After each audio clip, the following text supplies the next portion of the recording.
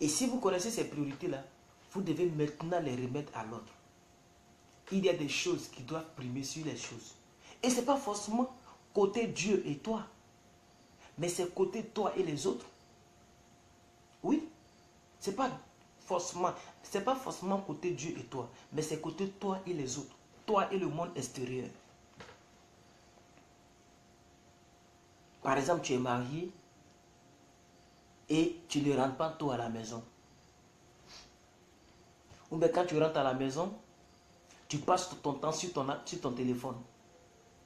Et tu te plains que ton mari ne t'aime pas. Tu te plains que ton mari te trompe. Mais si la priorité pour toi c'est le téléphone, c'est un exemple que je donne. La priorité c'est le téléphone. Pendant que le monsieur il est là-bas tout seul, il est quitté au boulot, tu n'as même pas demandé, mais chérie, comment s'est passé ton travail? Quels sont les défis que tu as eus? Dans quel domaine tu as exercé ta foi? Tu n'es pas présent à côté de lui, mais tu es sur WhatsApp en train de causer avec des gens que lui, il ne connaît pas. Ne t'étonne pas que demain, il change de comportement. Mais c'est comme ça la vie. Il faut d'abord avoir des priorités. Quand tu auras fini ces priorités, tu peux passer à d'autres choses. C'est comme ça la vie. Il y a des choses que tu dois faire d'abord avant d'autres choses. Il y a des choses qui sont prioritaires sur d'autres choses, qu'il faut que tu commences à écrire. Qu'est-ce qui est prioritaire dans ma vie? Qu'est-ce qui est prioritaire? C'est quel domaine de ta vie qui est prioritaire? On n'a pas besoin de non, bien aimé, ce que je dis là, peut-être que ça peut être simple. Mais c'est l'essentiel que je suis en train de te dire. Qu'est-ce qui est prioritaire?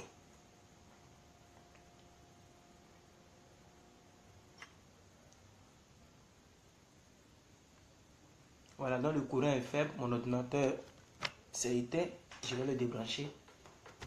Qu'est-ce qui est prioritaire? Qu'est-ce qui est prioritaire, peuple de Dieu?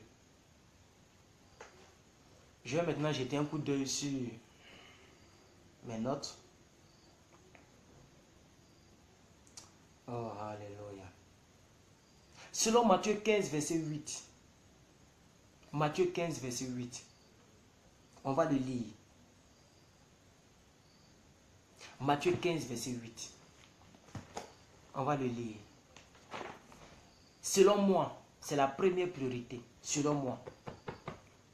Matthieu 15, verset 8, c'est la première priorité. Pour un enfant de Dieu qui est sérieux. Je ne dis pas que c'est la vérité absolue, mais je dis selon moi. Selon ce que le Saint-Esprit m'a inspiré pour vous ce soir. Matthieu 15, verset 8. On va le lire ensemble. Maman Chris m'anime, si elle est là encore, elle va vous donner le verset. Mais moi, de mon côté ici, je vais le lire.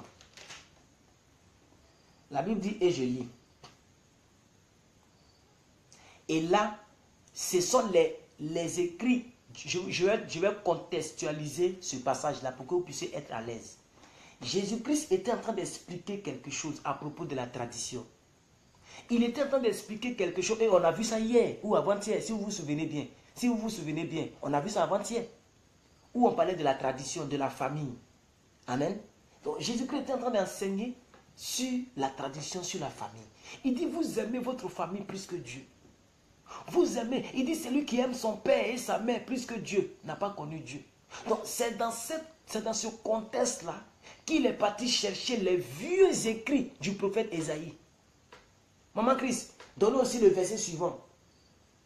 Le verset 9 aussi. Donnez le verset 9. Ce qu'il a dit ici, ce n'est pas Jésus qui a dit, hein, c'est une citation. Quand vous prenez votre Bible, vous allez voir qu'ils ont décalé. C'est décalé dans vos Bibles. Ce n'est pas aligné sur les autres versets. Ils ont décalé. Regardez d'abord le verset 7. Regardez le verset 7. Il dit, hypocrite. Ésaïe a bien parlé en prophète sur vous. Quand il l'a dit. Maman Christ, donne-leur le verset 7. C'est Jésus qui parle. Mais il va prendre les écrits d'Ésaïe. Donc ça veut dire Jésus lui-même là, il lisait la Bible. Quelle est cette vie chrétienne que nous menons et puis nous fuyons les Écritures? Où on n'a pas une vie de méditation. La Bible n'est pas notre priorité. Tout ce qui est priorité, c'est la bouche, c'est l'estomac, c'est le corps, c'est les véhicules, c'est les maris, le plaisir.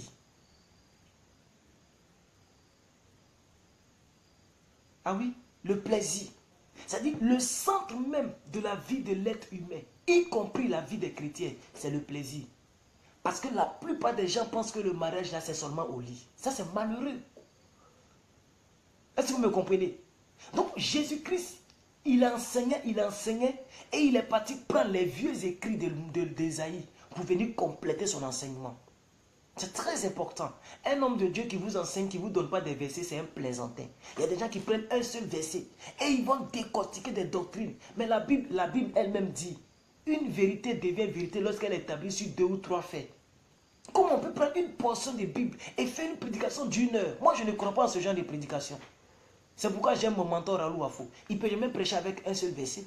Et vous me connaissez, moi je bombarde avec les Écritures. D'ailleurs, même c'est la Bible même qui m'inspire. Maman Christ donnait le verset 7. Donc il dit, hypocrite. Ésaïe a parlé en prophète sur vous en disant, ce peuple que vous êtes, vous m'honorez du bout de vos lèvres. Ce peuple m'honore des lèvres. Mais son cœur est très éloigné de moi. Première priorité en tant qu'un vrai enfant de Dieu, c'est d'être attaché à Dieu en vérité et en vérité. C'est l'attachement à Dieu en vérité et en vérité.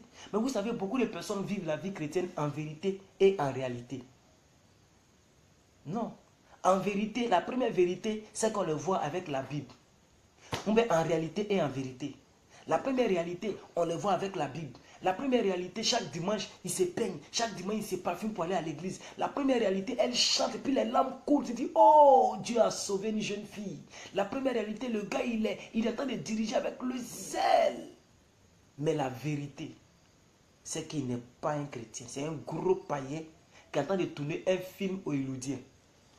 Qui est en train de faire un théâtre en plein, la sorcellerie en plein jour. C'est pourquoi Jésus dit, Moïse avait dit, quand il était encore prophète, il a dit, vous concernant, que vous m'honorez de vos bouches, de vos lèvres, mais votre cœur est éloigné. C'est lui qui dit à son père... Ok, j'étais en train de faire une lecture pendant que la vidéo était en pause. Nous avons un grand problème de connexion. Amen. Donc, là, je ne vais pas trop faire la lecture. Donc, vous pouvez lire tout le chapitre 15.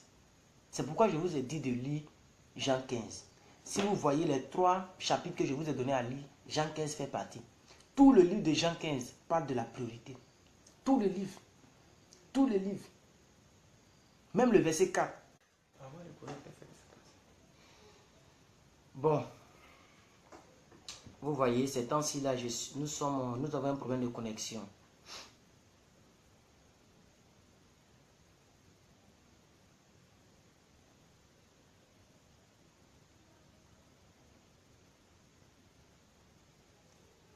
Nous avons un problème de connexion.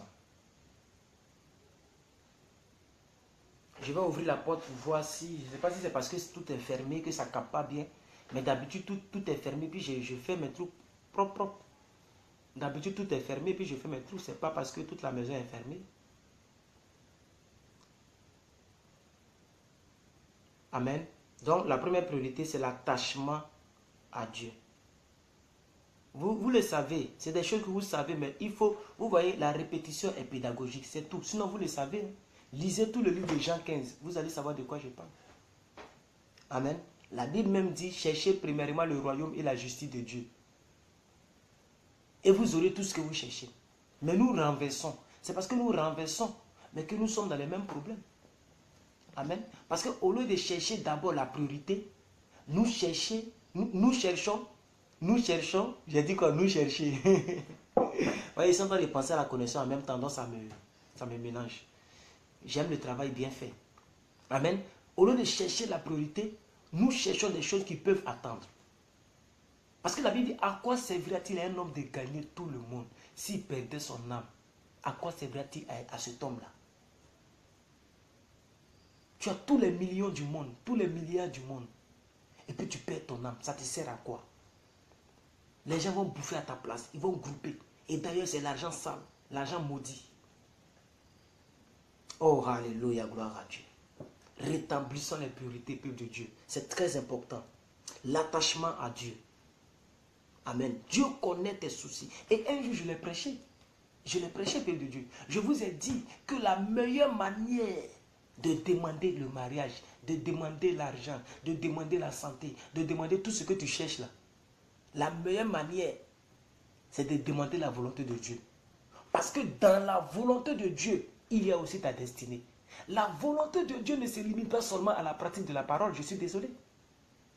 Lui-même, il a dit, je veux que tu prospères comme prospère l'état de ton âme. Ça aussi, c'est sa volonté.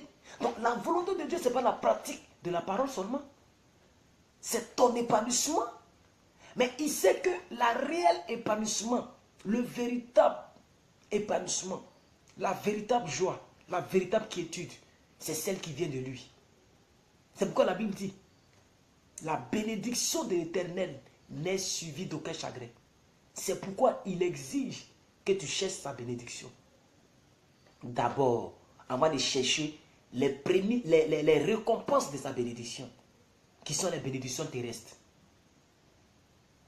Est-ce que vous me comprenez, peuple de Dieu? J'ai même envie de m'arrêter sur la première priorité ce soir. Parce qu'elle est très capitale. L'attachement à Dieu. La volonté de Dieu. Être sensible à l'œuvre de Dieu. Être sensible à ce que Dieu pense. Quand on veut poser une action, est-ce que Dieu est d'accord? Est-ce que Dieu veut? Est-ce que Dieu est d'accord pour ce que je suis en train de faire? Est-ce que Dieu est content de moi par rapport à ma position? Je ne sais même pas comment m'asseoir pour vous parler. Est-ce que Dieu est d'accord? Merci, maman Christ. 3 Jean 1, verset 2. Bien aimé, je souhaite. Le souhait, c'est un vœu. Donc, il souhaite que tu prospères à tous égards. Il a bien dit à tous égards. Comme prospère l'état de ton âme. Pourquoi il compare cela à ton âme? Ça veut dire, c'est ton âme qui doit d'abord prospérer avant les choses. Regardez bien le verset. Regardez, j'ai eu la grâce de comprendre les Écritures. Ça, c'est le don que Dieu m'a donné. Je ne vais pas un jour venir ici pour dire, maman Christ, Dieu me dit que, tu vois, ta fille, Samira, ou bien ta fille est née, Agnès. Tu sais, ta fille est née, elle est encore petite. Non, je ne suis pas là pour fabriquer les prophéties. Je suis là pour prêcher la parole de Dieu. C'est le don que Dieu m'a donné. Dieu parle toujours de manière inversée. Il donne d'abord la solution avant de présenter le problème. Quand vous lisez bien Genèse, la Bible dit Dieu a créé le ciel, Dieu a créé la terre, Dieu a créé les plantes au chapitre 1. Mais au verset 2, on dit rien n'existait sur la terre. C'est quoi ça? Lisez bien, vous allez voir. Tout ce qu'il a créé au chapitre 1. Au verset 2, on nous dit que ça n'existe pas. Rien n'existait sur la terre. Parce qu'il n'y avait point d'homme pour cultiver la terre. Mais au verset 1, on nous a dit Dieu créa l'homme et la femme. Ici, il dit, je souhaite que tu prospères à tous égards. Comme prospère l'état de ton âme. Ça veut dire, il est en train de dire, quand ton âme prospère, tu vas prospérer à tous égards. Oh, alléluia, gloire à Dieu. Oh, est-ce que les gens là comprennent ce que je suis en train de dire? Est-ce que les gens là comprennent ce que je suis en train de dire? Ça veut dire, Dieu est en train de nous faire comprendre que c'est lorsque ton âme prospère que les autres choses vont prospérer. Si tu es vraiment enfant de Dieu. Écoute, dehors, les gens peuvent prospérer sans que leur âme prospère. Parce que quand la Bible dit que ton âme prospère, ça veut dire beaucoup de choses. Ton âme est en paix vis-à-vis des Écritures. Alors ton âme prospère. Pas les âmes dehors qui se nourrissent du sang. Des gens qui provoquent des accidents, qui provoquent du djihadisme. C'est eux-mêmes qui les soutiennent. Et puis ils nous font croire qu'ils sont en train de les combattre. C'est pas de ça que je parle. Donc quand Dieu dit, je souhaite que tu prospères à tous égards, comme prospère l'état de ton âme, il est en train de dire, c'est quand ton âme prospère que ces choses vont venir. Vous-même, vous savez que c'est le français qui est parlé ici. Et c'est clair, je ne suis pas en train de tordre la parole de Dieu. C'est ce que ça veut dire. Je veux que tu te comportes comme se comporte Fabrice. Ça veut dire, tu as vu le comportement de Fabrice et tu veux que ton copain se comporte comme Fabrice. Tu ne peux pas comparer quelque chose que tu n'as pas connu. C'est comme si tu me vois. Je prêche par exemple, notre Père qui est dans les cieux. Amen. Mes frères et sœurs, nous allons lire Jean 15, verset 8. Amen. Non. Et tu peux venir me dire, non, plus que le cœur, pardon. Il ne faut pas prêcher comme ça. Il faut prêcher comme Pasteur Marcelo. C'est parce que tu as vu Pasteur Marcelo. C'est parce que Pasteur Marcelo a déjà prêché que tu me demandes de prêcher comme lui. Donc quand Dieu dit, je veux que tu prospères comme prospère ton âme, ça veut dire Dieu attend que ton âme prospère d'abord avant de t'envoyer les autres prospérités. C'est ce que Dieu attend de nous. Mais ton âme est encore dans la masturbation, dans la pornographie. Ton âme est encore dans la jalousie, dans la convoitise. Ton âme est encore dans la paresse spirituelle, nonchalance, assoupissement. Mais tu veux millions, tu veux joli garçon. Tu as passé tout ton temps à sortir avec enfants des gens, à les aligner. Maintenant tu veux une fille vierge. Et les filles que tu as déviergées là. Tu t'es repenti pour ça? Excuse-moi pour le thème, Vraiment, excusez-moi pour le mot. J'ai oublié que je suis suivi en majorité par des femmes. Mais ça me travaille le sujet. L'attachement à Dieu. Il faut que tu soignes d'abord ton âme. Dans l'âme se trouve la conscience. Vous ne savez pas ça? Parce que l'âme est le siège des émotions. Mais la conscience est une émotion qu'on ne voit pas, mais qui peut te rendre triste. Si ta conscience ne parle plus, tu es foutu. Le seul prédicateur dont on ne peut pas fermer sa bouche, c'est la conscience. Si ta conscience ne te parle plus, c'est fini. C'est fini. C'est fini. Tu donnes raison à l'apôtre Jacques qui a dit, il s'est glissé parmi vous des gens dont la destinée est déjà scellée pour l'enfer. Le monsieur là, il parlait Dieu que nous. Hein. Nous, on parle Dieu, mais au moins, là, on ne dépasse pas les bornes de la parole. Mais l'apôtre Jacques, il ne s'amuse pas. Hein. Il dit, parmi vous, il y a des gens qui sont déjà destinés pour l'enfer. Il s'est glissé parmi vous des gens dont les destinées, c'est pour l'enfer. Si ton âme ne te parle plus, ta conscience ne te gronde plus, tu vis comme tu veux, tu t'en fous et ta conscience ne te gronde pas. Tu mens à un homme de Dieu et puis ça ne te dit rien. Parce que tu penses qu'en mentant, plus que tu as menti. Mais c'est la preuve que tu ne lis pas les Écritures, tu ne lis pas la Bible. Si tu lisais la Bible, tu allais savoir que la Bible dit, c'est lui qui fait du mal au plus petit de mon serviteur. C'est à moi qu'il a eu à faire. Celui qui touche aux cheveux de mon plus petit serviteur, c'est à mes cheveux qu'il a touché. Si tu savais ça, tu n'allais pas mentir aux hommes de Dieu, tu n'allais pas faire comme tu veux. Il t'appelle aujourd'hui papa, mais demain il t'insulte. Il t'appelle aujourd'hui papa, demain il t'appelle frère, demain il t'appelle hé.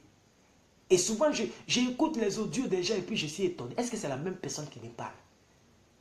Et ça fait que ça me rend un peu incrédule. Excusez-moi, ça me rend un peu incrédule.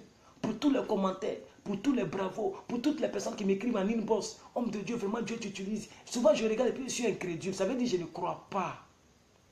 Je ne crois pas, je me dis, oh, c'est simplement une émotion. Peut-être que quelqu'un vient s'exprimer de tout son cœur. Mais comme il y a eu beaucoup de personnes qui m'ont dessus dans ce contexte-là, dans ce milieu-là, je me dis, oh, c'est simplement une émotion, ça va passer. Et puis, beaucoup de personnes me donnent raison. Quand je vois quelqu'un qui dit, homme de Dieu, je vais t'aider avec tant.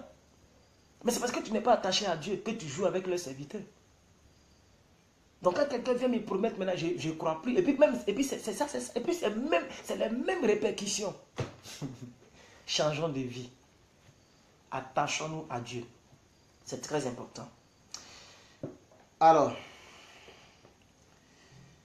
deuxième chose, et puis je vais m'arrêter là. J'ai combien? 1, 2, 3, 4, 5, 6, 7, 8, 9, 10. J'ai 10 priorités. Mais non seulement la connaissance déconne, et la connaissance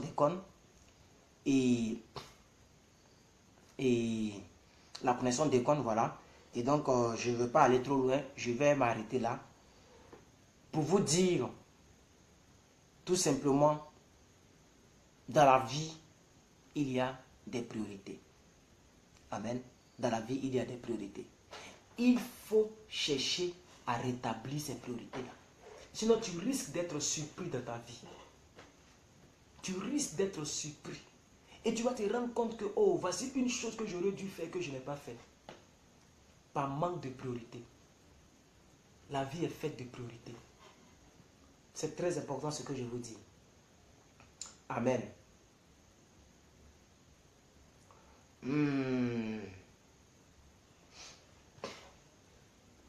La deuxième priorité.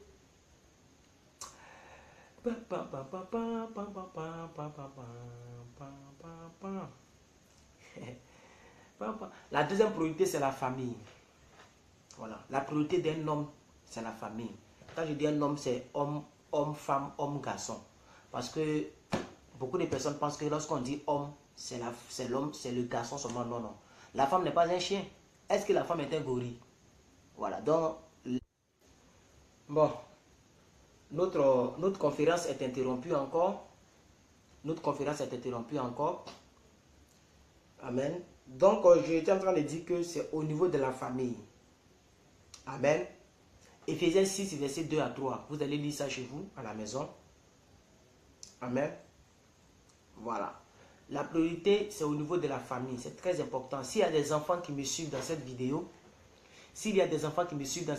sachez que